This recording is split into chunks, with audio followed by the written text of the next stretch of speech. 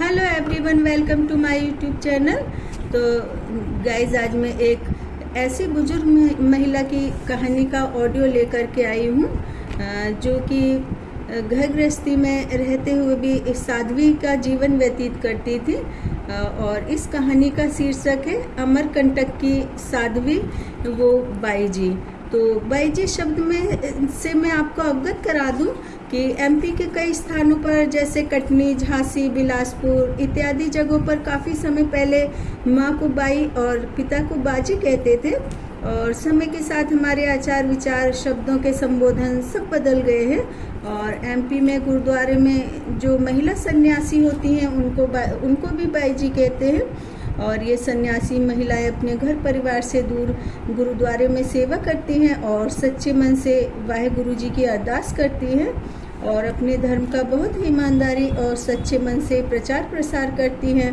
और साथ ही निस्वार्थ भाव से गुरु पूरब, बैसाखी, गुरु नानक जयंती, गुरु गोविंद सिंह जयंती में शब्द कीर्तन करती हैं और लंगर में पूरी श्रद्धा से सेवा करती हैं।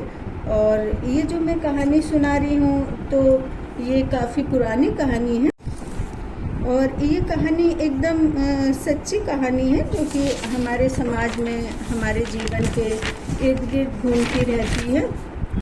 तो गाइस, मेरे घर पर एक बुजुर्ग महिला आती थी और वो बहुत ही शांत थी और उनके चेहरे, उनके व्यक्तित्व में सिर्फ एक भाव नज़र आता था और वो भक्ति का भाव था। और उनके पति का काफ़ी वर्ष पहले देहांत हो गया था और उनके 5 बेटे और 3 बेटी थी और सभी बच्चों का काफ़ी पहले विवाह हो चुका था। और बाई जी हमेशा सफ़ेद साड़ी पहनती थी और गले में तुलसी की माला और माथे पर चंदन का गोल टीका लगाती थी और ज़्यादातर टाइम वो तीर्थ यात्रा पर रहती थी। और जब भी वापस आती थी तो किसी भी बेटे के पास 4 या 6 महीने रुक जाती थी। और उनके बेटे बहू बहुत सेवा करते थे, फिर भी न जाने क्यों वो एकदम शांत रहती थी, बहुत कम बोलती थी। और मैंने उनको हंसते मुस्कुराते कभी नहीं देखा था। और मेरे घर भी कभी कभी आती थी और कई बार हमको ये लगता है कि ये व्यक्ति बहुत शांत है, शायद अपनी लाइफ में सेटिस्फाई होगा। लेकिन शांत दिखने वाले व्यक्ति अपनी ज़िंदगी में खुद से बहुत संघर्ष कर रहे होते हैं, लेकिन अपने दुख किसी से साझा नहीं करते हैं क्योंकि ये समाज को, दुनिया को अच्छे से समझ चुके होते हैं कि इनके दुख तकलीफ़ों से किसी को कोई फ़र्क पड़ने वाला नहीं है। और इसी तरह मालूम नहीं मेरे घर आने वाली बाई जी को भी ऐसा कौन सा दुख था कि ना वो हंसती बोलती थी और ना किसी से तर्क वितर्क करती थी। और उनकी उम्र भी यही कोई 70-75 साल थी और उनको देख करके लगता था कि अपने जीवन से बड़ी लंबी लड़ाई लड़ रही हैं। और वो हमेशा सफ़ेद साड़ी पहनती थी तो सफ़ेद साड़ी में कभी हल्के नीले रंग का बॉर्डर होता था तो कभी हरे रंग का। और एक दिन मेरे स्कूल की छुट्टी थी तो उसी दिन वो बाई जी मेरे घर पर आई तो मैंने उनसे नमस्ते किया। फिर मैंने कहा चाय बना दूँ, तो उन्होंने कहा हाँ चाय बना दो। तो फिर मैं उनसे बात करने लगी। तो मैं अपने बारे में बताऊँ कि मेरी हमेशा से एक आदत रही है कि मैं सामने वाले इंसान से इतना सहज होकर बात करती हूँ कि उनको मुझसे बात करने में ज़रा सी भी असहजता नहीं होती। और वैसे तो मैं बहुत कम बोलती हूँ और ना कोई मेरा ऐसा पसंदीदा किरदार इंसान है जो कि जिससे मैं बहुत ज़्यादा बात करती हूँ।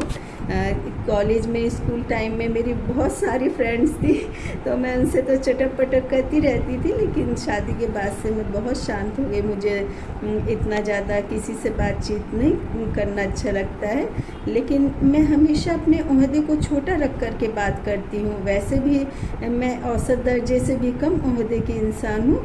और बाई जी को पता था कि मुझे धार्मिक बातें सुनना पसंद है तो उन्होंने मुझे अमरकंटक के मंदिर का रहस्य बताया, क्योंकि वो अधिकतर समय अमरकंटक के बने आश्रम में रहती थी। और उन्होंने बताया कि अमरकंटक में एक बहुत प्राचीन मंदिर है और उसके गुंबद पर 2 कबूतरों का जोड़ा बैठा रहता है और मंदिर के चारों तरफ जल रहता है और अर्थात जल के बीचों बीच मंदिर है। और एक खास दिन वहाँ पर मेला लगता है, अचानक से जल गायब हो जाता है और कबूतर का जोड़ा उड़ जाता है। फिर मेला खत्म होते ही मंदिर के चारों तरफ जल भर जाता है और वह कबूतर का जोड़ा फिर से आकर के मंदिर के गुंबद पर बैठ जाता है।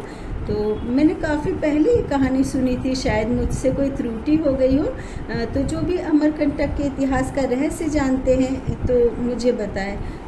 फिर काफ़ी साल तक बाई जी हमारे घर नहीं आई, तो उनके बेटे के बच्चों के साथ मैं गर्मी की छुट्टियों में कन्ना दूड़ी, गुट्टे, पिट्टू, चूड़ी गेम, सांप सीढ़ी वगैरह खेलती थी। तो फिर मैंने उनकी बहू से पूछा, आंटी बाई जी कहाँ गई हैं? तो उन्होंने मुझे बताया कि बेटा उनका तो काफ़ी पहले देहांत हो गया है। तो मुझे लगा इतने सारे दुख गमों को समेट करके शांत रहना कितना मुश्किल का काम होता है।